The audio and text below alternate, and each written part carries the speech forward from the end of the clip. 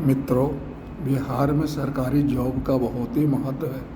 मैंने अक्सर बड़े बुढ़ानों को कहते हुए सुना है, करो तो नौकरी सरकारी, नहीं तो बेचो तरकारी। बिहार में लाखों की संख्या में लोग सरकारी नौकरी की तैयारी करते हैं और उसमें सफल भी होते हैं।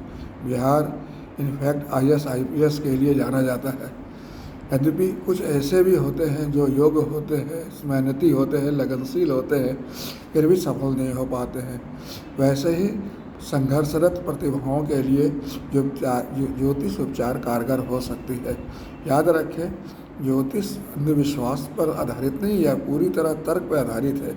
और अगर आप देखेंगे तो इसको व्यवहार में काम करते देख भी सकते हैं। आमतौर पर सरकारी नौकरी के लिए कुछ ग्रह होते हैं जिनको माना जाता है कि ये रिस्पॉन्सिबल होते हैं, जिनमें सूर्य को, चंद्रमा को, मंगल को और शनि को सरकारी नौकरी के लिए उत्तरदायी माना जाता है। सूर्य बहुत महत्वपूर्ण ग्रह है। यह सबसे महत्वपूर्ण इसलिए है क्योंकि ये भाग्य का कारक है और सरकारी जॉब के लिए इसका मजबूत होना बहुत ज़रूरी है। चंद्रमा मानसिक बल जो आपको कॉन्फिडेंस देता है, इसलिए चंद्रमा का भी सहयोग बहुत ज़रूरी है। मंगल पराक्रम है, साहस है, हौसला है, जो आपको प्रतिस्पर्धा के मार्ग पे बनाए रखता है। और शनि जो नौकरी के लिए कारक माना जाता है, सरकार जो कर्म का कारक है, जो न्याय का कारक है। तो सूर्य, चंद्रमा, मंगल और शनि, इनको माना जाता है कि सरकारी नौकरी में इनका बड़ी महती भूमिका होती है। अगर मैं आपको बाद में बतलाऊंगा, लेकिन ऐसे अभी बतलाता हूँ कि कुंडली का जो 10वां घर होता है वह कर्म का कारक होता है। कर्म का कारक है आपका जॉब, प्रोफेशन वगैरह सब वही बतलाता है। और छठा घर जो होता है वह कंपटीशन का कारक होता है, यानी कंपटीशन क्वालिफाई करके आप जॉब में छठे और 10वें के ग्रह के सहयोग से बन सकते हैं। आमतौर पर कुछ व्यवहारिक उपाय मैं बतलाना चाहूँगा।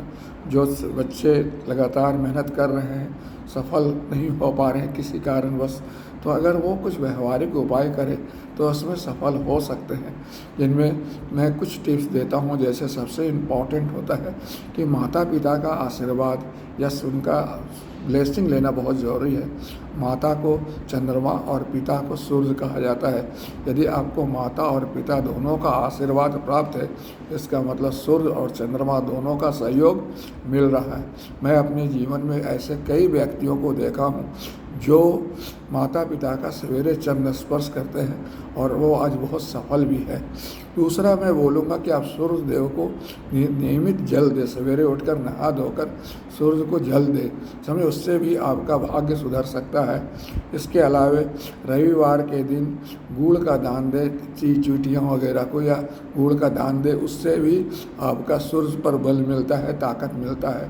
गायत्री मंत्र को सभी मंत्रों में सर्वोपरि माना गया है, तो गायत्री मंत्र, महामृत्युंजय मंत्र का जाप भी आपके लिए फायदेमंद हो सकता है। आप ज़रूरतमंद लोगों को मदद करें।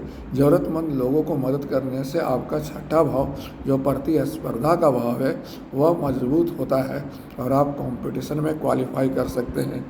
शिव और गणेश की पूजा भी आपको नियमित करना चाहिए। शिव से शनि महाराज प्रसन्न होते हैं और गणेश से शुभत्व की प्राप्ति होती है। और बीच बीच में आपको रुद्राभिषेक भी कराना चाहिए। अच्छे जगह तीर्थ स्थल पर जाके शिव जी का रुद्राभिषेक जो आपके बहुत सारे बाधक तत्व होते हैं उनको वो दूर कर देते हैं और आपकी सफलता में कारगर सिद्ध होते हैं। तो मैं यही आपको कुछ व्यवहारिक टिप्स देना चाहता हूँ कि अगर आप मेहनत कर रहे हैं, पूरी क्षमता लगा रहे हैं, तो कुछ इन व्यवहारिक उपायों को, माता पिता का आशीर्वाद को और कुछ नित्य दिन कार्यों में कुछ इन तौर तरीकों को अपनाकर अपने जीवन को, अपने कैरियर को और सफल बना सकते हैं।